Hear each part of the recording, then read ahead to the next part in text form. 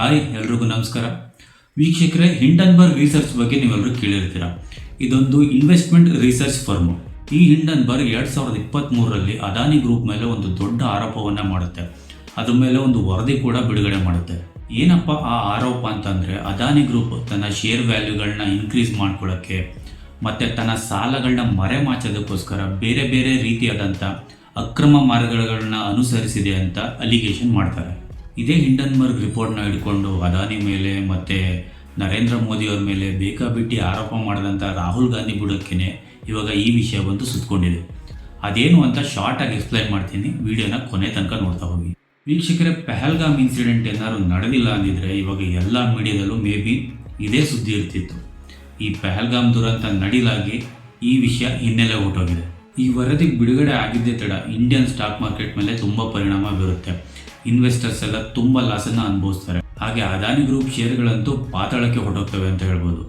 ಆಗಲೇ ಹೇಳಿದಾಗೆ ಹಿಂಡನ್ಬರ್ಗ್ ವರದಿ ಬರ್ತಿದ್ದಾಗೆ ತಡ ರಾಹುಲ್ ಗಾಂಧಿ ಅದಾನಿನ ಟಾರ್ಗೆಟ್ ಮಾಡೋಕ್ಕೆ ಸ್ಟಾರ್ಟ್ ಮಾಡ್ತಾರೆ.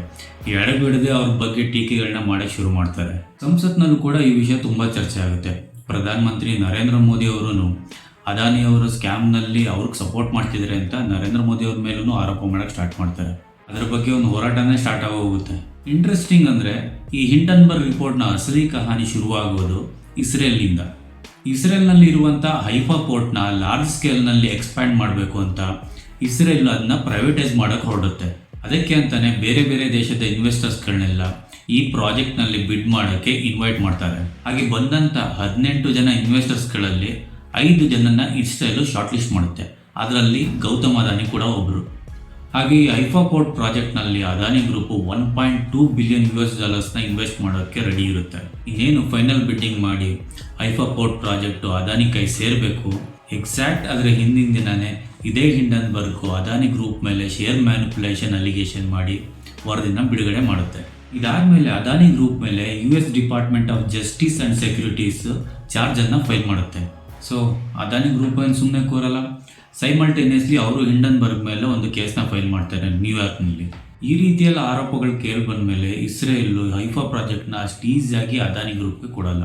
ಟಾಪ್ ಇಸ್ರೇಲ್ ಲೀಡರ್ಸ್ ಎಲ್ಲ ಈ ಅಲಿಗೇಷನ್ ಬಗ್ಗೆ ಅದಾನಿನ ಕ್ವಶನ್ ಮಾಡೋಕ್ಕೆ ಸ್ಟಾರ್ಟ್ ಮಾಡ್ತಾರೆ.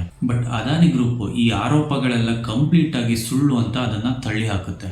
ಈ ಇನ್ಸಿಡೆಂಟಿಂದ Adani group 3 lakh crore market capital loss ಅನುಭವಿಸುತ್ತೆ. ಹಾಗೆ ಇನ್ವೆಸ್ಟರ್ಸು ಕೂಡ ತುಂಬ ಲಾಸನ್ನು ಅನುಭವಿಸ್ತಾರೆ. ಇಷ್ಟೆಲ್ಲ ಆದರೂ ಕೂಡ, ಇಷ್ಟೆಲ್ಲ ಲಾಸನ್ನು ಅನುಭವಿಸಿದ್ರು ಕೂಡ ಅದಾನಿ ಇದಕ್ಕೆ ಯಾವುದಕ್ಕೂ ಜಗ್ಗೋದಿಲ್ಲ. ಬೇರೆ ಯಾವ ಬಿಸ್ನೆಸ್ ಮ್ಯಾನ್ ಆಗಿದ್ರು ಕೂಡ ಇಷ್ಟೊಂದು ದೊಡ್ಡ ಹೊಡೆತನ ತಡ್ಕೊಳಕ್ಕಾಗ್ತಿರ್ಲಿಲ್ಲ ಅನಿಸುತ್ತೆ. ಇದನ್ನು ಅದಾನಿ ಗ್ರೂಪ್ ಇಷ್ಟಕ್ಕೆ ಬಿಡೋದಿಲ್ಲ. ಇಲ್ಲಿಂದ ಶುರುವಾಗದೆ ಆಪರೇಷನ್ ಝಪ್ಲಿನ್. ಮೊಸಾದ್, ಇಸ್ರೇಲ್ನ ನ್ಯಾಷನಲ್ ಇಂಟೆಲಿಜೆನ್ಸ್ ಏಜೆನ್ಸಿ ಇದ್ರ ಹಿಂದೆ ಬೀಳುತ್ತೆ. ಹಾಗೆ ಅದಾನಿ ಕೂಡ ಇದರಿಂದ ಬೀಳ್ತಾರೆ. ಈ ಹಿಂಡನ್ಬರ್ಗ್ ರಿಪೋರ್ಟ್ನ ಹಿಂದೆ ಯಾರ್ಯಾರ ಕೈವಾಡ ಇದೆ, ಇದರ ಹಿಂದಿನ ಸತ್ಯಾಸತ್ಯತೆಗಳೇನು, ಇದನ್ನು ತಿಳ್ಕೊಳ್ಳೋವರೆಗೂ ಬಿಡಬಾರ್ದು ಅಂತ ಡಿಸೈಡ್ ಮಾಡ್ತಾರೆ. ಹಾಗೆ ಈ ಇನ್ವೆಸ್ಟಿಗೇಷನ್ನಲ್ಲಿ ಎಲ್ಲ ಡಾಟ್ಗಳನ್ನು ಕನೆಕ್ಟ್ ಮಾಡಿ ನೋಡಿದಾಗ ಕೊನೆಗೆ ಅದು ಬೆಟ್ ಮಾಡಿ ತೋರಿಸಿದ್ದು ರಾಹುಲ್ ಗಾಂಧಿ ಕಡೆಗೆ. ಈ ಮೊಸಾದ್ ಏನು ಮಾಡುತ್ತೆ ಅಂದರೆ, ಕಾಂಗ್ರೆಸ್ನ ಸ್ಯಾಮ್ ಪಿತ್ರೋಡಾ ಇದ್ದಾರಲ್ಲ, ಆ್ಯಕ್ಚುಲಿ ಇವ್ರ ಹೆಸರು ಬಂದ್ಬಿಟ್ಟು ಸತ್ಯನಾರಾಯಣ್ ಗಂಗಾರಾಮ್ ಪಿತ್ರೋಡಾ ಅಂತ. ಈ ಮಾಸ್ಟರ್ ಪೀಸ್ ಫಿಲಮ್ನಲ್ಲಿ ಚಿಕ್ಕಣ್ಣ ಬೂದ್ನೂರ್ ಸಿದ್ನಾನನ್ನ ಶಾರ್ಟಾಗಿ ಬ್ರೂಸ್ಲಿ ಅಂತ ಇಟ್ಕೊಂಡಿರ್ತಾರಲ್ಲ, ಹಂಗೆ ಇವರು ಸತ್ಯನಾರಾಯಣ್ ಗಂಗಾರಾಮ್ ಪಿತ್ರೋಡಾ ಅನ್ನೋದನ್ನ ಶಾರ್ಟಾಗಿ ಸ್ಯಾಮ್ ಪಿತ್ರೋಡಾ ಅಂತ ಇಟ್ಕೊಂಡಿದ್ದಾರೆ. ಈ ಪಿತ್ರೋಡಾ ಅವರ ಹೋಮ್ ಸರ್ವರ್ ಮತ್ತು head of the Indian overseas Congress ಸರ್ವರ್ನ ಹ್ಯಾಕ್ ಮಾಡಿದಾಗ ಇದ್ರ ಹಿಂದಿನ ಅಸಲಿಯತ್ ಏನು ಅಂತ ಗೊತ್ತಾಗುತ್ತೆ. ಇಷ್ಟು ದಿನ ಹಿಂಡನ್ಬರ್ಗ್ ರಿಸರ್ಚ್ನ ಅದಾನಿ ಗ್ರೂಪ್ ಮೇಲೆ ಚೂ ಬಿಟ್ಟಿದ್ದು, ಅವರಿಗೆ ಫಂಡಿಂಗ್ ಮಾಡ್ತಿದ್ದು, ಅವ್ರಿಗೆ ಬ್ಯಾಕಿಂಗ್ ಮಾಡ್ತಿದ್ದದ್ದು ಬೇರೆ ಯಾರೂ ಅಲ್ಲ, ಅದು ರಾಹುಲ್ ಗಾಂಧಿನೇ. ಇದರಲ್ಲಿ ರಾಹುಲ್ ಗಾಂಧಿ ಮೋಟಿವ್ ಇದ್ದಿದ್ದು ಒಂದೇ ಕಲ್ಲಲ್ಲಿ 2 ಹಕ್ಕಿ ಹೊಡಿಬೇಕು ಅಂತ ಈ ಹಿಂಡನ್ಬರ್ಗ್ ರಿಪೋರ್ಟ್ನ ಯೂಸ್ ಮಾಡಿಕೊಂಡು. ಒಂದು ಅದಾನಿ ಸಾಮ್ರಾಜ್ಯ ಮತ್ತು ಮೋದಿ ಇಬ್ಬರನ್ನು ಕಂಪ್ಲೀಟಾಗಿ ಮುಳುಗಿಸ್ಬೇಕು ಅಂತ ಡಿಸೈಡ್ ಮಾಡ್ಕೊಂಡಿದ್ದ ರಾಹುಲ್ ಗಾಂಧಿ. ಅದಾನಿ ಗ್ರೂಪ್ ಮೇಲೆ ಇಷ್ಟೆಲ್ಲ ಆರೋಪ ಮಾಡಿದಂಥ ಹಿಂಡನ್ಬರ್ಗ್ ರಿಪೋರ್ಟ್ ಆಗಲೇ ಅಂಗಡಿ ಮುಚ್ಕೊಂಡು ಹೋಗಿದೆ. ಕಾರಣ ಕೇಳಿದ್ರೆ, ನಾವು ಬಂದಿರೋ ಕೆಲಸ ಎಲ್ಲ ಮುಗೀತು, ಅದಕ್ಕೆ ನಮ್ಮ ಅಂಗಡಿ ಇವಾಗ ಕ್ಲೋಸ್ ಆಗಿದೆ ಅಂತ ಹೇಳ್ತಾರೆ. ಇಷ್ಟು ದಿನ ಯಾರು ರಾಹುಲ್ ಗಾಂಧಿನ ಪಪ್ಪು ಅಂತಿದ್ರು, ಈ ವಿಚಾರದ ಬಗ್ಗೆ ಒಂದ್ಸಲ ಗಮನ ಹರಿಸಿ ನೋಡಿ. ರಾಹುಲ್ ಗಾಂಧಿ ಯಾವುದೇ ಕಾರಣಕ್ಕೂ ಪಪ್ಪು ಅಲ್ಲ. Is A criminal minded person ಅಂತ ನಿಮಗೆ ಗೊತ್ತಾಗುತ್ತೆ. ಒಟ್ಟಿನಲ್ಲಿ ಅದಾನಿ ಸಾಮ್ರಾಜ್ಯನೆಲ್ಲ ಮುಳುಗಿಸಿ ಗೌತಮ್ ಅದಾನಿನ ಅನಿಲ್ ಅಂಬಾನಿ ಮಾಡಬೇಕು ಅಂತ ರಾಹುಲ್ ಗಾಂಧಿ ಡಿಸೈಡ್ ಮಾಡಿರೋ ಹಾಗಿದೆ. ಬಟ್ ಅದು ರಾಹುಲ್ ಗಾಂಧಿ ಕನಸು ಅಂತಲೇ ಹೇಳ್ಬೋದು. ತನ್ನದೇ ದೇಶದ ಬಿಸ್ನೆಸ್ಮನ್ಗಳನ್ನ, ತನ್ನದೇ ದೇಶದ ಎಕನಾಮಿನ ಯಾರಾದರೂ ಮುಳುಗಿಸ್ಬೇಕು ಅಂತ ಪ್ರಯತ್ನ ಪಟ್ಟರೆ ಅದು ರಾಹುಲ್ ಗಾಂಧಿ ಬಿಟ್ಟರೆ ಆ ಥರ ಬೇರೆ ಇನ್ಯಾರು ಯೋಚನೆ ಮಾಡಲ್ಲ ಅಂತ ಅನಿಸುತ್ತೆ.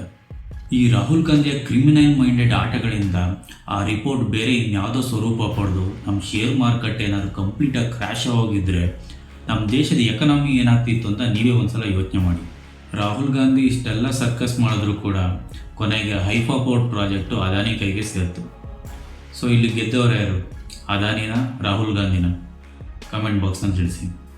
ವಿಡಿಯೋ ಇಷ್ಟ ಆಗಿದರೆ ಎಲ್ಲರೂ ಚಾನಲ್ಗೆ ಸಬ್ಸ್ಕ್ರೈಬ್ ಮಾಡಿ, ಎಲ್ರಿಗೂ ಶೇರ್ ಮಾಡಿ, ಸಪೋರ್ಟ್ ಮಾಡಿ. ಮತ್ತೆ ಮುಂದಿನ ವಿಡಿಯೋದಲ್ಲಿ ಸಿಗೋಣ.